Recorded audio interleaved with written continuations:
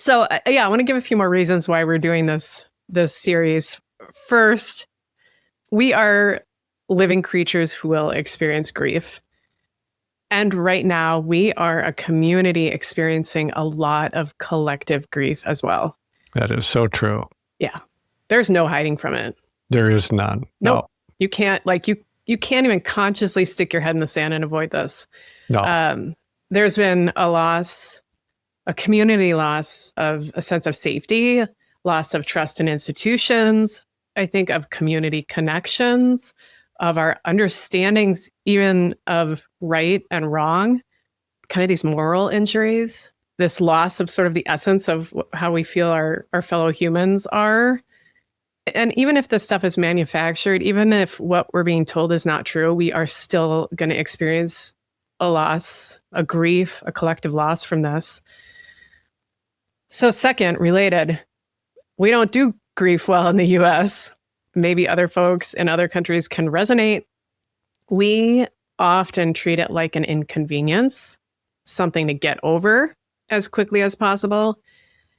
And that's bad because the research is clear that folks who experience significant loss and process it often show greater emotional well-being and flexibility, deeper relationships, a stronger sense of meaning in life, better sleep, and other physical health outcomes as well. Grief is strangely good for us when we work with it.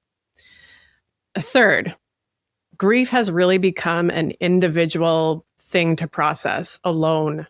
And that's not how we're wired to work with grief. At its essence, grief is about a connection, really, that has changed or been broken or removed or taken away.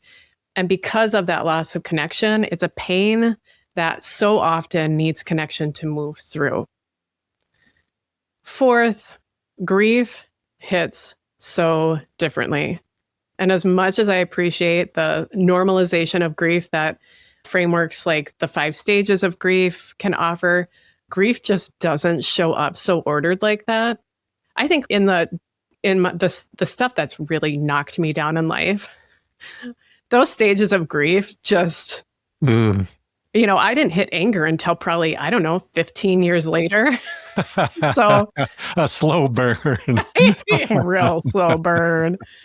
So, if you're just waiting for the stages to hit, you're going to be stuck in them for a while. And I'm not trying to slam on the stages, but,